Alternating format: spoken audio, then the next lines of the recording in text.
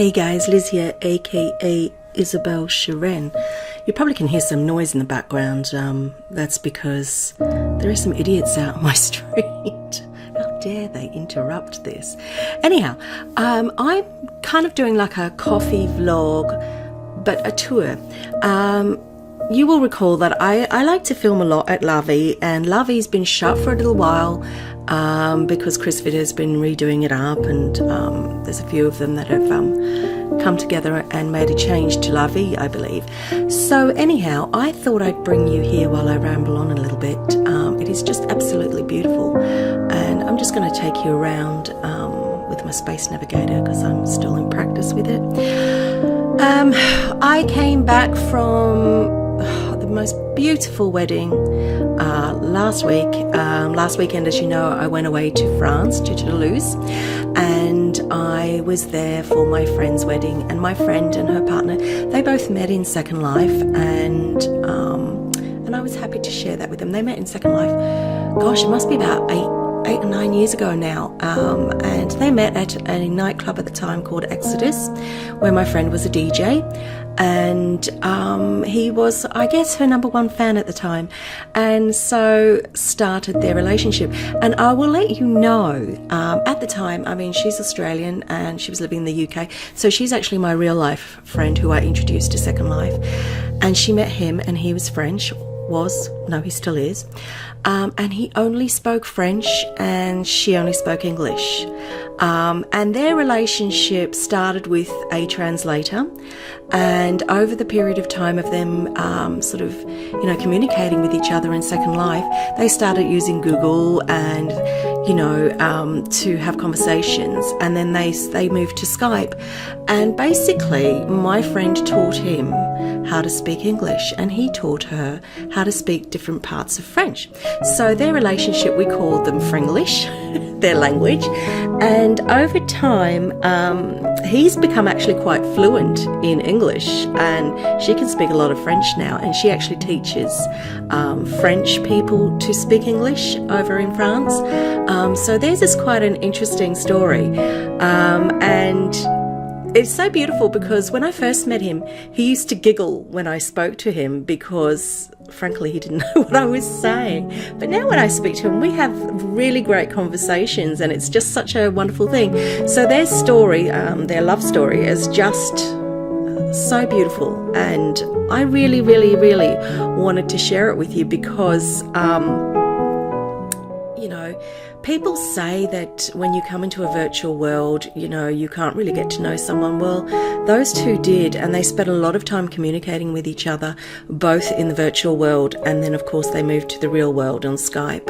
And they took the chance when she flew out to France to meet him, and from that moment it was a back and forth thing. They, you know, flights between the two of them, and then she made the decision to move out there. And honestly, the wedding day showed me that they're just as much in love, if not more, than the day they first decided that they were in love. Honestly, they are seriously what gives me hope that actually true love does exist. You know, years later, they are still as passionate about each other. They're still like giggly teenagers. It's just beautiful. Of course, they have their little gripey moans, and she can have a little moan and he can have a little moan, but they are still so intensely observant of each other, giggling with each other. It's just lovely. I mean, seriously, when we go on the metro together, I get all blushed because they're so cute, and then I sit there and think, I'm on my own. I wish I had that. I really do. I really wish I had what they have, because it is truly beautiful. And Drax Despres, you know, Drax Files, he did ask if, you know, I could encourage them to come on here. My friend, she would willingly, but her husband now is a very private man, and he's not wanted to do it. I don't know, I'll still work on it, because seriously, their story is just beautiful. And although I've shown clips of it, of the wedding. I've not really shown you everything because I couldn't, because of that, I respect their privacy. But I am so trying to encourage them to participate in the Drax Files episodes, because honestly, it's a great story. It really is a great story, and I would love for them to share it with you guys, because I've been part of the journey of their relationship. And when my friend moved out there, I've gone there every year. I've spent Christmas with them. I've gotten to know some of their friends, and it's just, I do wish I could share it with you. So I wanted to just tell you what a great trip I had. I went to the wedding, and oh my God, there are some handsome friends, let me tell you. He does have some handsome friends, seriously he does. If only I could speak French, I could have chatted them up, but I just felt like a twit. So I'd flutter my eyelashes. Those eyelashes I got, I'd flutter them. It didn't work. Although one guy did come over and talk to me. He was speaking in French, and he was pretty drunk. But I didn't have any idea what he was saying. And so, oh, damn it. But I had a great time, and it's just made me kind of French sick. I want to go back. I came back to War and Peace at work, and I just thought, oh, I do hate being here some days. The reality of life here is so distant from my few days away. And I know it's just a trip away, but I've been there a number of times, and I've seen reality. But, every time I go there to Toulouse, the French people are so lovely. I never understand the sort of the feudal thing between the French and the English. I'm not part of the history, but the way the French people behave is just lovely, and the way they treat me and the people around me, I just think they're very, very kind people and very welcoming people. And my God, I do love French people, I really do. So I am planning to go back there soon. I've said to my friend, you wait man, I'm coming back.